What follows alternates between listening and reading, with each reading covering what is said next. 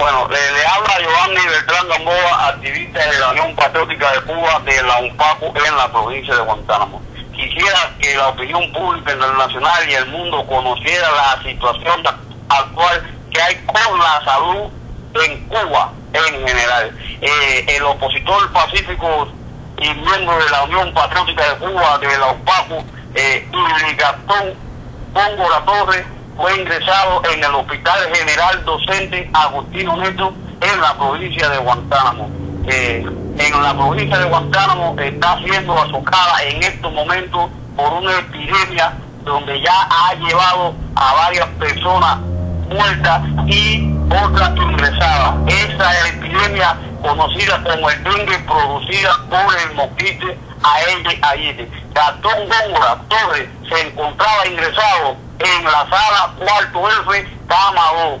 Tuvo que abandonar el hospital debido a la falta de higiene, a la mala alimentación y a la mala atención médica. Quisiera de que el mundo conociera todo este tipo de situación que hay con la salud, ya que los médicos no quieren atender a la población porque hay que hacerle regalos, hay que prácticamente comprarlo.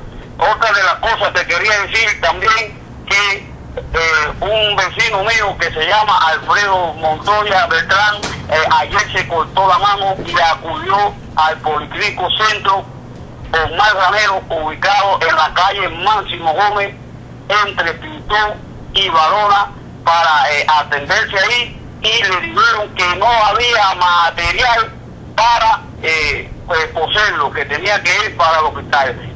Aquí se ve totalmente la desatención médica que hay, porque ese es uno de los policlínicos más grandes que tiene esta provincia y es un cuerpo de urgencia. ¿Cómo es posible de que alguien llegue allí herido y no haya material para atenderlo? Entonces, en los medios de prensa, el gobierno cubano se harta de decir de que Cuba es una de las mayores potencias médicas que hay. Eso es mentira. Ya a los médicos hay que hacerle regalos. La atención médica ya no es buena para los cubanos. Simplemente los médicos tienen el interés de viajar a los países de afuera a cumplir misión, porque esa es la única manera de ellos poder mejorar su sistema económico. Un médico, increíblemente, pero es la realidad cubana. En Cuba se mete 17 o 18 años ejerciendo su profesión y vive en la peor de la miseria. Sin embargo, viaja a Haití, a Venezuela, a Bolivia, y en 2 años obtiene lo que nunca va a obtener siendo médico. Mejora su casa, se resuelve la situación de un auto, el modo de vida en general cambia. Esto ha traído gran disgusto a la población, el descontento con la situación de los médicos, todo el mundo protestando porque no quieren atender a la población cubana. También recalcar que ya han detenido a 2 opositores pacíficos, quienes son Jorge Mendoza Cova y Roelvis Cuba Sendó. Estos 2 opositores lo han trasladado para el municipio de Puerto Pérez. Ese es un municipio que está en fase de alerta con la situación del cólera. Esto puede hacer que sea con dobles intenciones. Son responsables de todo esto en caso de que les suceda cualquier tipo de desenlace fatal, la policía política y el gobierno.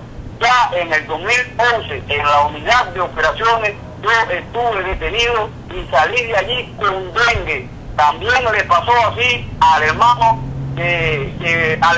del movimiento cubano Jóvenes por la Democracia, de apellido García Porniel, llamado Niobe. Salió de la unidad de esa policía, también salió con dengue. Eso es muy importante. Parece que tienen criadero de mosquitos que lo hacen a propósito para enfermar a los detenidos en esa unidad.